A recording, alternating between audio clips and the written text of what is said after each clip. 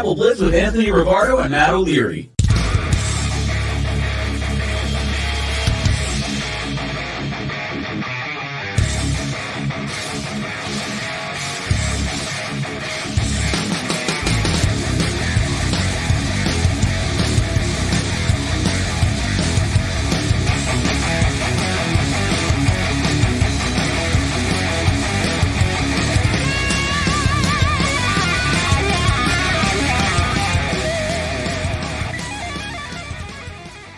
Hello and welcome into another episode of Big Apple Blitz. What is going on? Matt O'Leary alongside Anthony Rivardo. Anthony, how are you this Monday morning?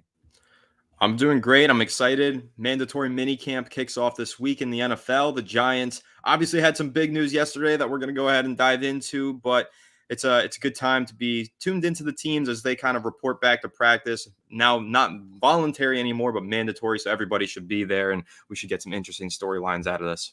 Absolutely flipping the script over from the voluntary stuff to the mandatory minicamp. And as you just hinted at, the big story between these two teams yesterday, we finally get official word, not that we were crazy surprised over it, but Darren Waller calls it a career.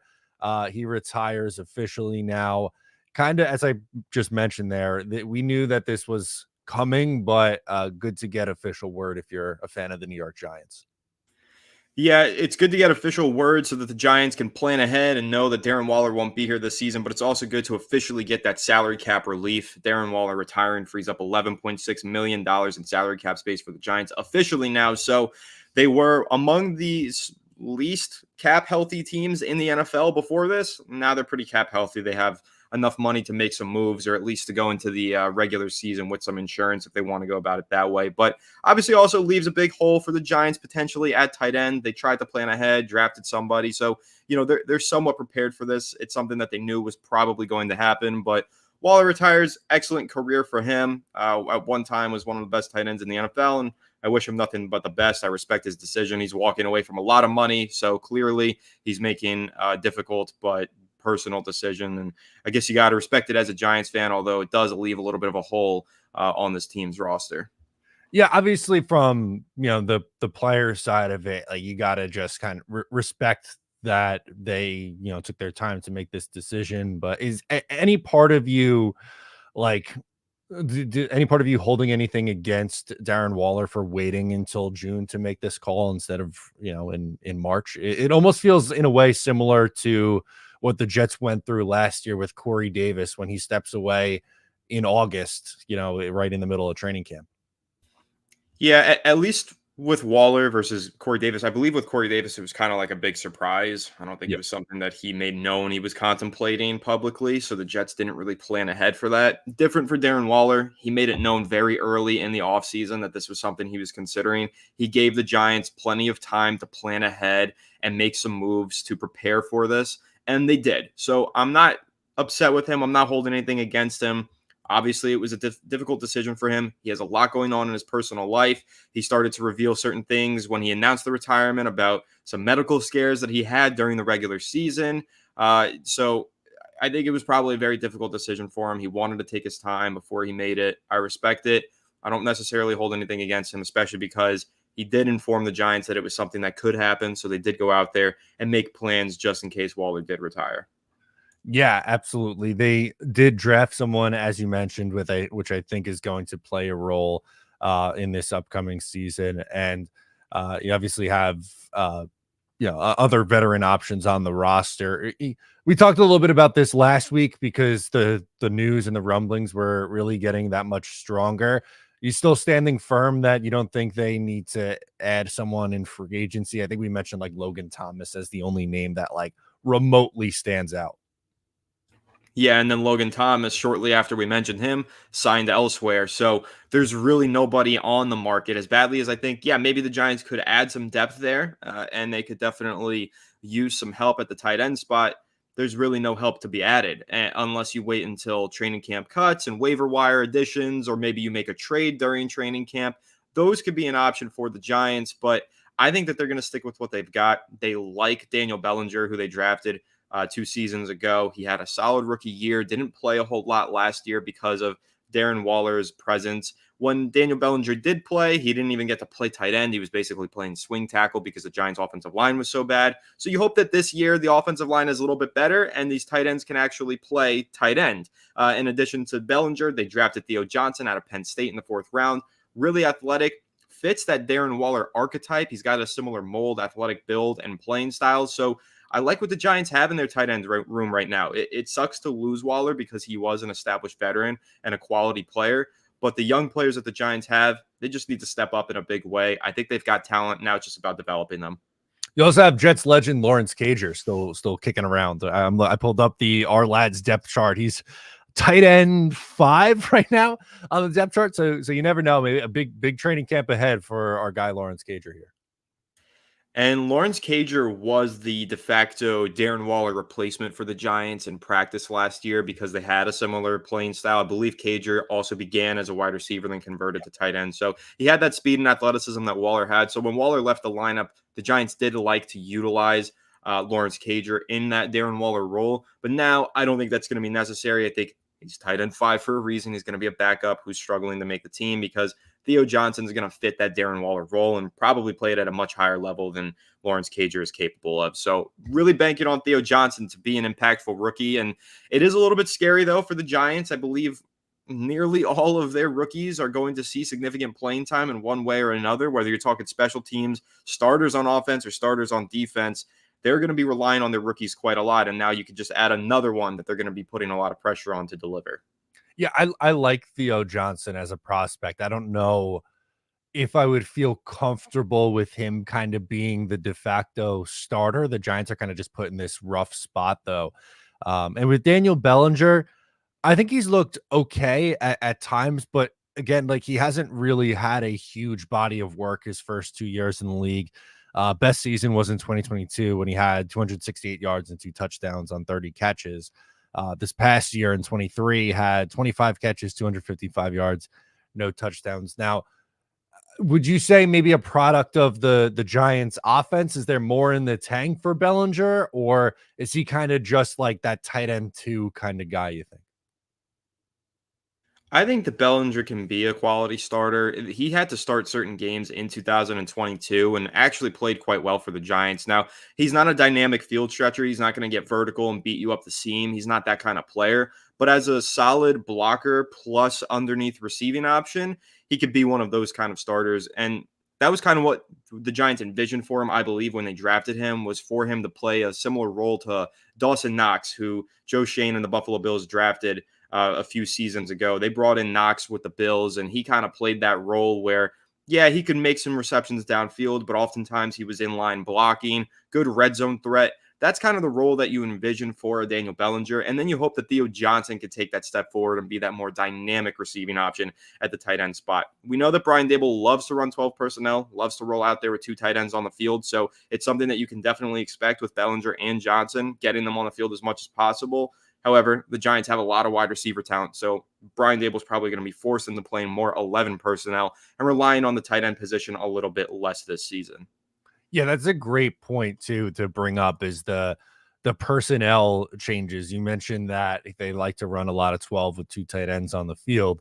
I think, as you just mentioned right there, running more 3 wide receiver sets is the way to go now at this point, and especially because I think you have twofold. One, I think the wide receiver room is much deeper than the tight end room is. I don't think there's any debate on that one. But I also think the offensive line should be improved this year. And sure, utilizing 2 tight ends is going to help when your offensive line is struggling and potentially in a rough spot. But if you do have an upgrade, Andrew Thomas is going to be back and healthy. You got 2 new guys on the offensive line in Illuminor and John Runyon. John Michael Schmidt should be better in year 2. The offensive line seems to be trending in the right direction. So I think they should be able to, at least on paper, handle that change and adjustment.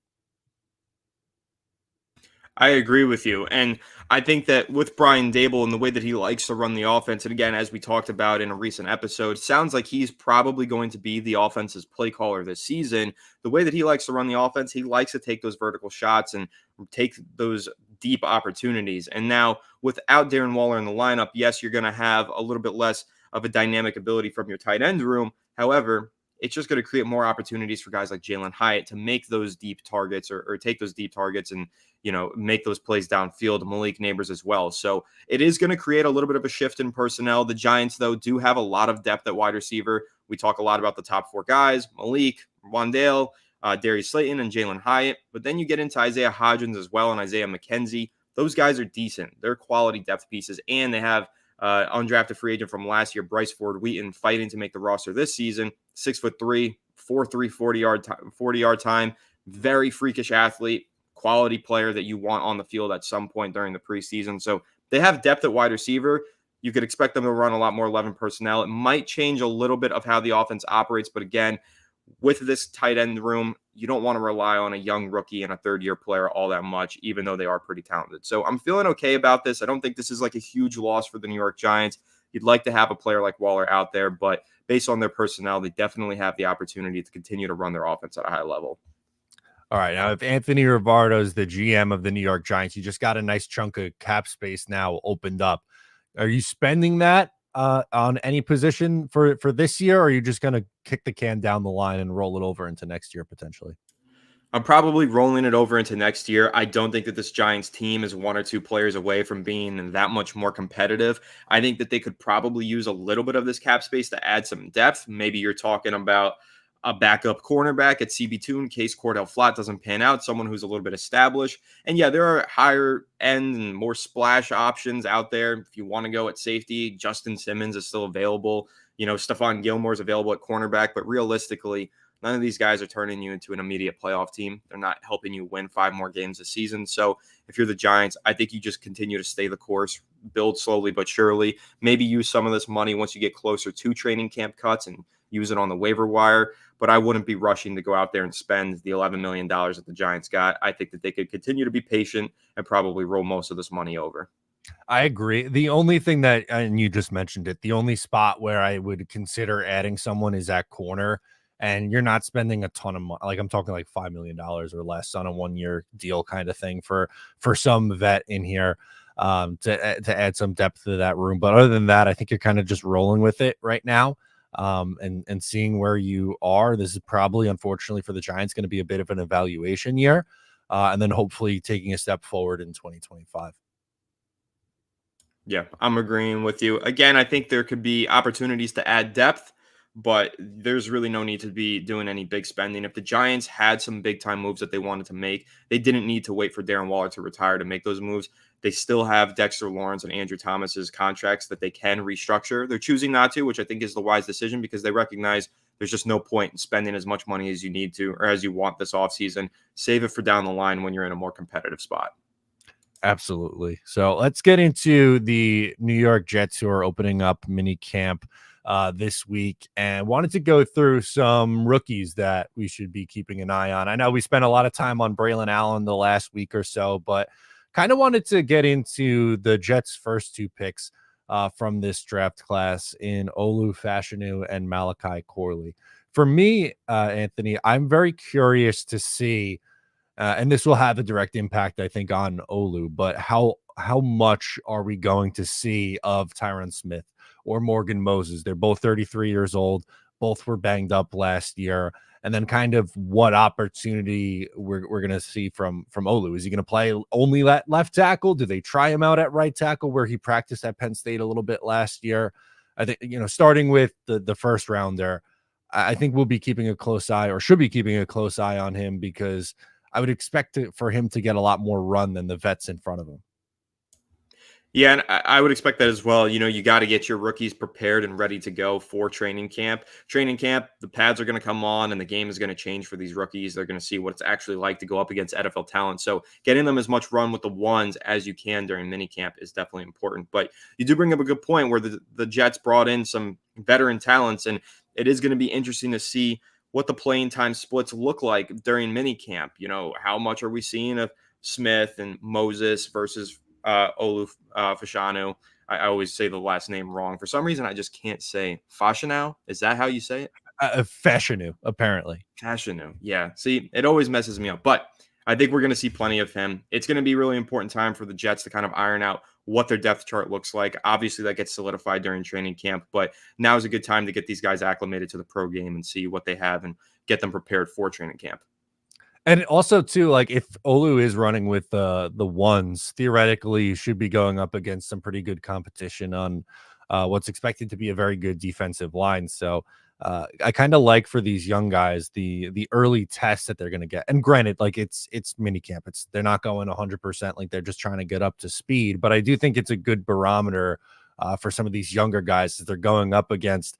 What should be, at least on paper, one of the better defenses in the NFL, and more specifically one of the better defensive lines.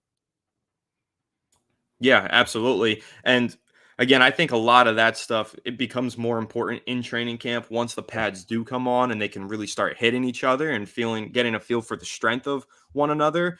But there is something to be said about iron sharpening iron. There is a lot of defensive talent, pass rushing talent on this Jets team, and any tips that they could share with their fellow offensive linemen that they're going up against, it's going to help them in the long run. And then they can put it into practice fully once you get to training camp. So it will be exciting. And there are other rookies as well on this Jets team. I'm very excited to see some Malachi Corley clips come out of minicamp. I think that's going to be a lot of fun if he catches some deep passes or if he, starts juking some people, even though he can't break tackles at minicamp. He can still put the jukes on like it's flag football and, take some ankles. So I think it'll be a lot of fun to see Malachi Corley as well. That's exactly the next one that I wanted to get into, is where, for me in a way too, like kind of where he falls on the depth chart. I think right now, and again, like it's super early, this is all very subject to change, and over the next few months I'm sure it will change quite a bit, but I think it looks like, at least in OTAs, Xavier Gipson was getting a little bit of more of a look in the slot with the ones than Malachi Corley. So if he is running with the ones or the twos, and then what kind of performances he's putting out there. And again, like you said, it's not like he's going to be out there breaking tackles, but on the flip side of the coin, like in the last 2 weeks, all we heard was about like Alan Lazard dropping passes. And, if Malachi Corley has a couple frustrating days in a row where he's dropping passes or doesn't look like he's on the same page with Rodgers or Tyrod Taylor, then obviously that's not great. But we could see, him maybe get a connection with Rodgers, who, as we know, after Malachi Corley was drafted, kind of wanted to take under his wing a little bit. Yeah, and even though you're not necessarily seeing a ton of plays where you're simulating a game, it's still important for Rodgers to be developing that chemistry with Malachi Corley now, because you can get a lot down with your timing routes. You can work on, what your route stems are going to look like versus when the ball is coming out. And so those things can be worked on during mini camp. That kind of practice and that kind of training for chemistry, that pays off once you do put the pads on in training camp. And then, of course, once you get to the regular preseason and regular season. So I do think this is a really important time for Corley to kind of develop a rapport with Aaron Rodgers, continue to impress him, continue to make himself a favorable target and a reliable target downfield for him, and prove that maybe he's not just the yak king, not just the screen and drag guy. Maybe he can run some of those timing routes downfield, run that 15-yard comeback route, be there in the right spot at the right time so Aaron Rodgers can depend on him now and in the regular season. So this is an important time for building chemistry and getting those timing routes down for Malachi Corley and making sure that Aaron Rodgers feels comfortable throwing him the football. That's such a spot on point to bring up, because a lot of people, they like to put down performances in OTAs or mini camp and say, oh, they don't have the pads on yet and stuff like that. And some of that is absolutely true. I don't want to go too far off the reservation here talking about that it's going to be unbelievable seasons for every single guy on the roster, but something that is very important that takes place right now in OTAs and mini camps. And it's something that Aaron Rodgers talked about on one of the reasons why he participated in it the last 2 years, is building that chemistry in a new offense. And, we saw it with Garrett Wilson. Like, I love seeing the connection that Rodgers and Garrett Wilson have already, even though it's not, on the football field with the pads on yet. And the same could be said about Corley, who, as we've mentioned at length here on the show since he's been drafted, a really dynamic player with the ball in his hands. And I think he's going to be a useful role player on this team this year. I don't know if he's going to put up monster numbers. I don't think that's fair with the guys that are going to be in front of him and how much they're going to rely on the run game. But I do think that they're going to have a role carved out for Corley, and he'll get, somewhere between, I don't know, 3 and 5 touches a game, somewhere like that. Yeah, and I hope so. I want to see him get the ball. And like you said, he's a dynamic player with the ball in his hands, but now is the time for him to prove that he's a dynamic player without the ball in his hands. How's his route running? Has he worked on that all off season? What's he looking like in and out of his breaks? And again, with his timing. So this is really an important time for Corley to kind of earn those touches per game. Like you said, maybe he gets 3 to 5 touches per game during the regular season, but he could earn himself a whole lot more if he's demonstrating during minicamp that he can run some solid routes against some of these good cornerbacks like Sauce Gardner. If he beats him on a few reps, run some decent slant routes from the outside, well, then the Jets are going to feel a lot more comfortable going into the regular season, lining him up at the Z and letting him run some slant routes during the regular season rather than just doing bubble screens and drags and anything just to get the ball into his hands. So, yeah, dynamic player with the ball in his hands, but let's see how dynamic he is running his routes during the summer. Maybe that'll earn him a whole lot more playing time and a lot more touches during the regular season. Absolutely. Is there any other Jets rookies besides the first two that we mentioned right there that you're looking or want to see something out of going into now transitioning, from OTAs into minicamp? Yeah, we talked about Braylon Allen in the last episode, and he's definitely a player that I'm keeping an eye on as he continues to hopefully carve out his role as RB2 on this roster. I think that he's got a lot of talent. He's an exciting player, and as we mentioned in the most recent episode that we did, he's been showing that he's a little bit of a pass catcher out of the backfield as well, and that's going to earn him some more playing time. And I think at minicamp, as they start to install the offense a little bit more and put players in positions, I think that it'll be interesting to see if he can continue to impress in that facet of the game and really solidify his spot as RB2. Yeah, I'm looking at both of the young running backs because I don't anticipate we see a lot of Breece Hall, which is totally fine. I'm good with that. Keep him as fresh as you can until September, and that's going to just be more opportunities for not only Braylon Allen but also Isaiah Davis, who's gotten some run too. I think Allen to me separated himself as RB2 in this pack. We'll see if that continues into minicamp, but I would agree that the two running backs are also ones to watch. Don't expect to see much from like Jordan Travis at this point. I know still kind of in the recovering from the injury and was working off to the side, so I wouldn't anticipate to see a whole lot from him. And then the two DBs at the end, Quantez Stiggers made a little bit of noise with he had a pick 6 in one of the practices and played well against Allen Lazard, and really haven't heard much of Jalen Key, the Mr. Irrelevant pick, but just kind of keeping a close eye and seeing how they're holding up in coverage over the next couple days. Yeah, we'll definitely keeping an eye on that, especially with the battles for Malachi Corley. I think that if he can kind of impress against his fellow draft classmates, that'll be important for him. But I'm glad that you mentioned Jordan Travis as well. I don't know how much throwing he's going to be doing, if he's going to be doing any 7-on-7 drills or anything like that. I don't know where he is with his recovery. I haven't been watching that closely along with him. But once he is throwing, I'm tuned in. Got to represent my hometown boy, Jordan Travis, and hope that he somehow turns into a Super Bowl champion winning quarterback for the New York Jets one day. That would be great. So I'll be keeping a close eye on him and hoping that he does stand out and we get some, not only Aaron Rodgers slow-mo highlight throws, maybe we get some Jordan Travis slow-mo highlight throws. That'll make me really happy. Sign me up for that. I'm excited for one, because I'm a football nerd, but the preseason and watching, like, I'm going to be locked into Jordan Travis, and I think it's going to be a lot of fun there. So can't wait for the episodes when we're breaking down, training camp and preseason games, looking at some of these young guys fighting for roster spots. It's going to be a lot of fun. But one of the things that we'll also be getting into, and I think will be ironed out in a little bit more detail as training camp comes around, is the Giants running back committee. So that's something that we wanted to get into today. Your thoughts on the Giants going with the committee approach, or just anything else with that?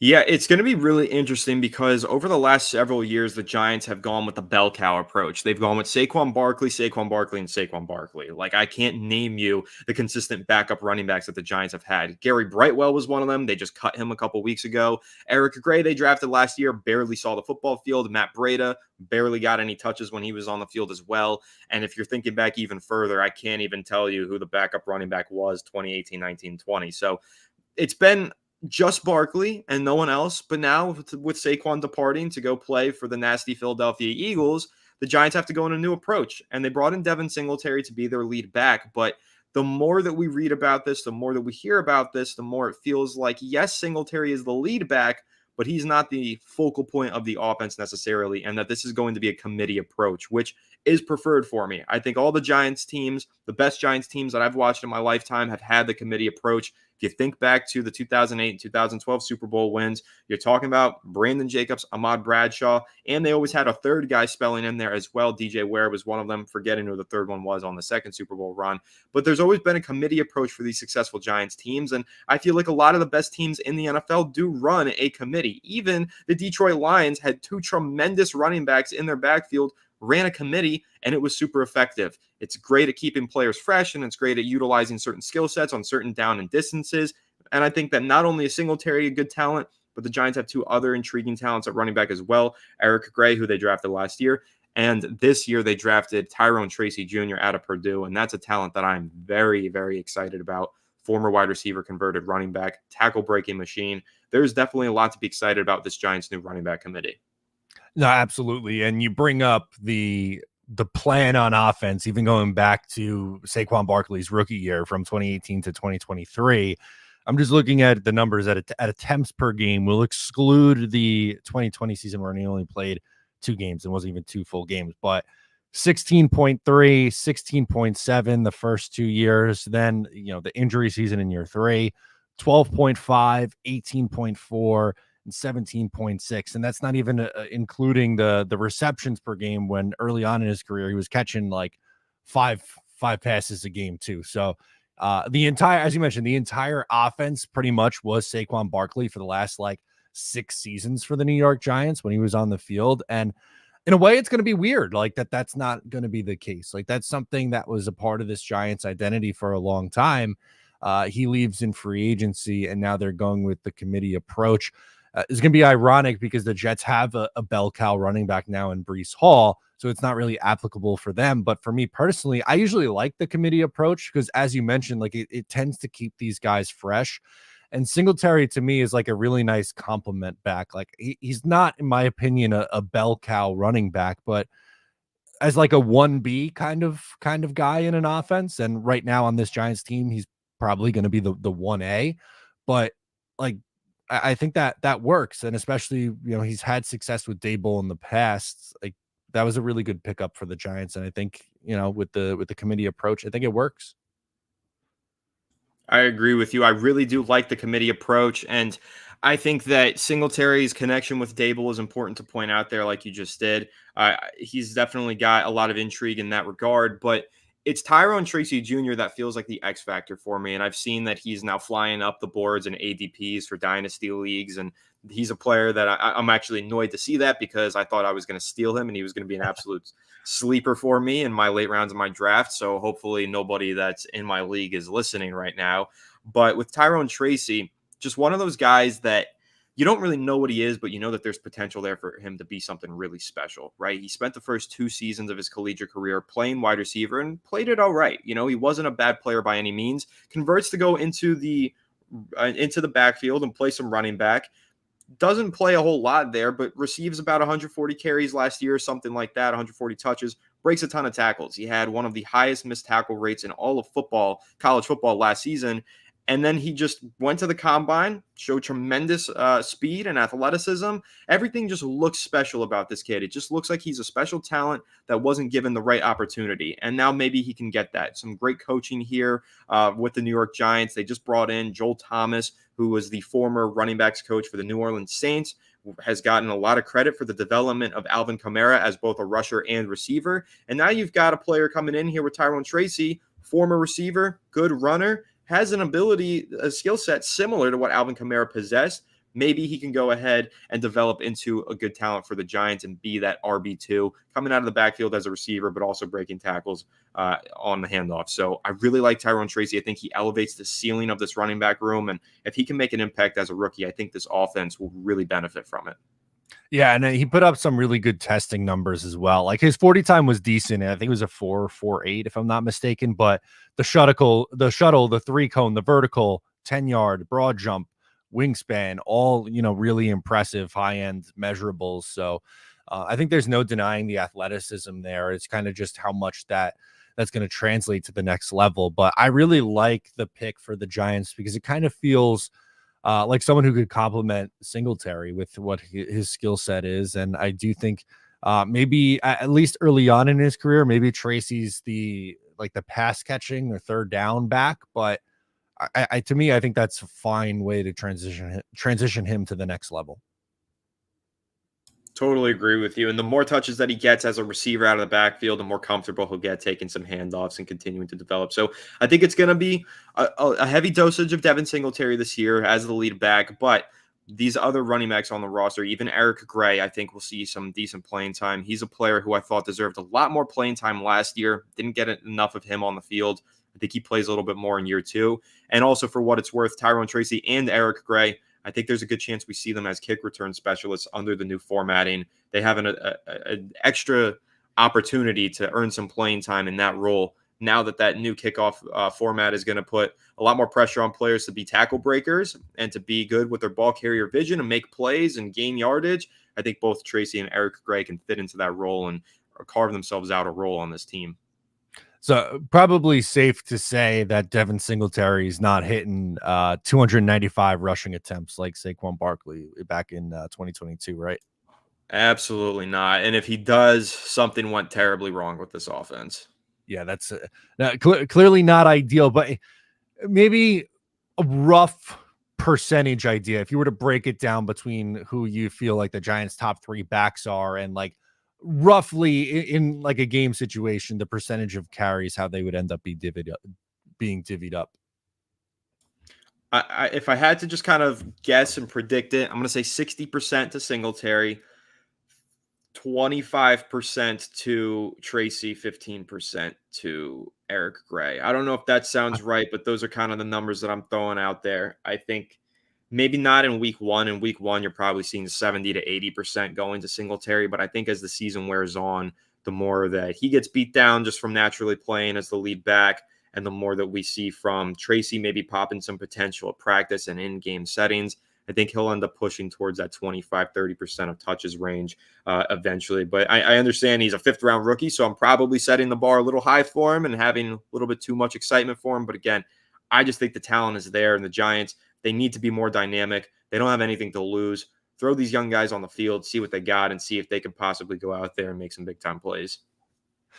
Before we move off the Giants, I'm sorry to do it to you, but this comment is too mean, but I have to toss it up.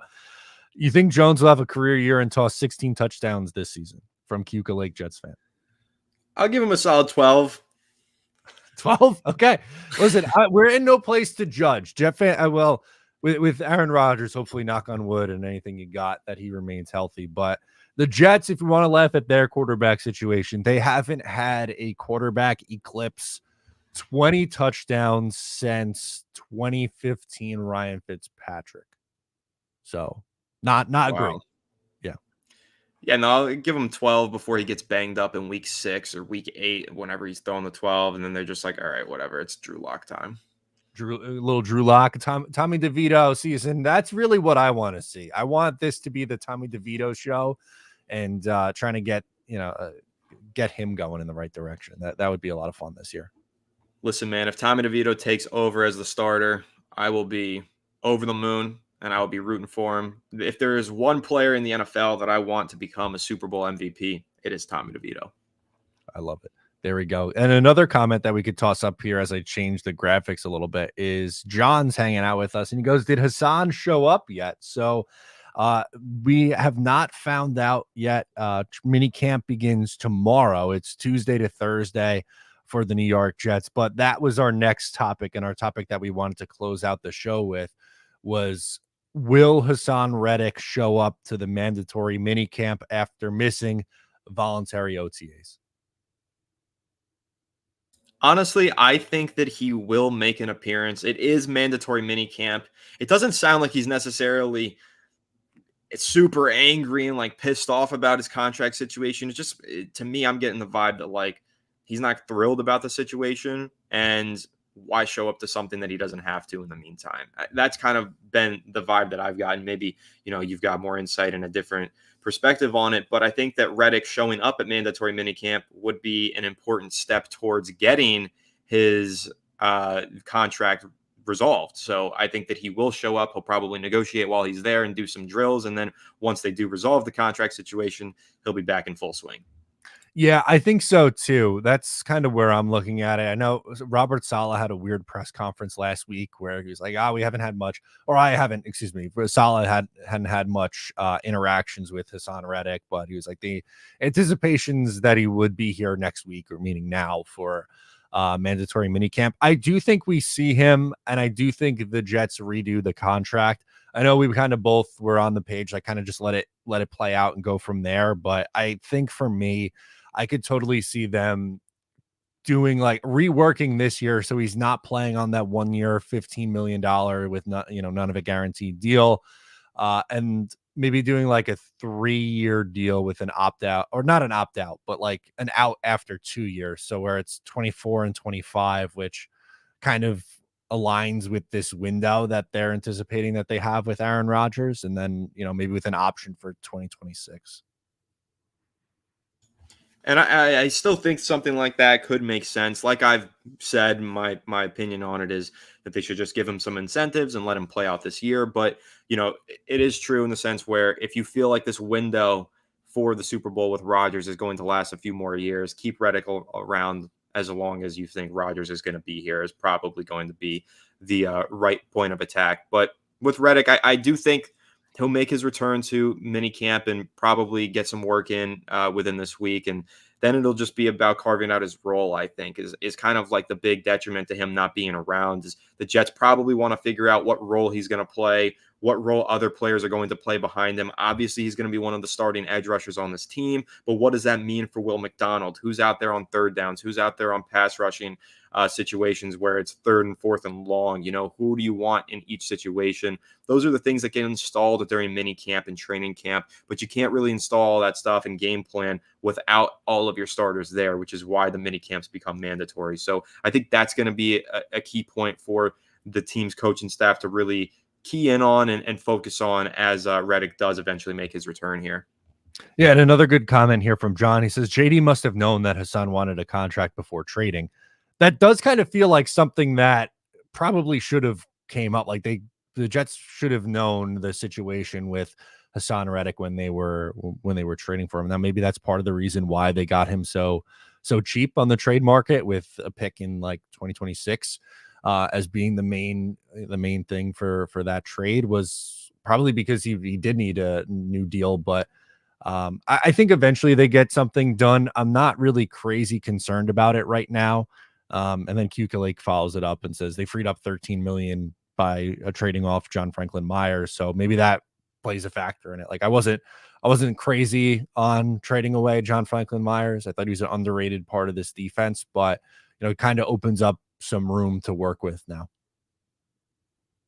Yeah, you definitely have some extra cap space that you could work with, but I think it's kind of the same thing as the Giants. Hold on to that money as some insurance if you need to, and roll it into next year. It can be utilized for Hassan Reddick, but if I'm not mistaken, Reddick isn't necessarily looking for a raise this season. He's more so looking for the long-term insurance and security. So I don't know how much the available cap space is going to help you unless you're doing something like I mentioned, where you're giving him some more incentives and kind of just improving his final payout on the year if he plays well. And again, I think that's the best route to go. But hey, I wouldn't put it past the Eagles. Maybe they didn't communicate it to Joe Douglas and the Jets. Maybe they just didn't say anything about Reddick wanting this contract and they traded him anyway. Bad business. Wouldn't shock me. The Eagles, scumbags. I hate them. Putting the Giants in tricky situations all the time. Now putting the Jets in tricky situations. That's probably what's going on here.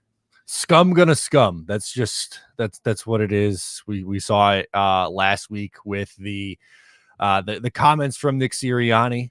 Just would not be surprising at all. Although, like, Joe Douglas did come from the Philadelphia Eagles organization and worked under Howie Roseman, so you would think that he would do right by his former protege there. But you never know. You'd think so, but again, like you said, you never know, and I wouldn't put anything past the Philadelphia Eagles organization. No, definitely not. But yeah, the mini camp. I know we spent some time on the Jets for their mini camp storylines with Reddick and some rookies to watch for the Giants today. We did the Waller retirement and kind of just the running back committee. But as we're kind of closing out here, is there anything in particular that you're looking for this week from a Giants perspective? Keeping a close eye on Theo Johnson. I want to see how he steps up, how he performs now that Waller is officially not there. I'm sure he's kind of feeling the pressure now, like, okay, I got to step up and deliver. I have an opportunity here to earn my spot as a starter or as a regular, or get some regular playing time here at minicamp. So keeping an eye on him. Obviously, keeping an eye on Daniel Jones as he continues to recover from this ACL. And how's he throwing the ball? How's he looking? Is he throwing the ball deep with accuracy? And are there any quarterbacks who start outperforming him, like my boy Tommy Cutlets? How's he playing? I'm really keeping a close eye on the quarterbacks. He's coming. He's coming for that starting job, and he's coming for that Super Bowl trophy. I love it. I love the optimism there. It's going to be a lot of fun for minicamp. So we'll be back on Thursday to break down what we've heard from minicamp, the last couple of days. That's going to do it for us on this episode. Make sure to follow along with Anthony's Giants coverage at Fireside Giants. My Jet stuff you can find on my YouTube channel or the Talking Jets channel. And if you're not subscribed to this channel, Big Apple Blitz, we do shows every Monday and Thursday. We get some clips out there throughout the week, but it's going to be a fun time for minicamp here. So make sure to subscribe before you go. I'm Matt. He is Anthony, and we will catch you next time.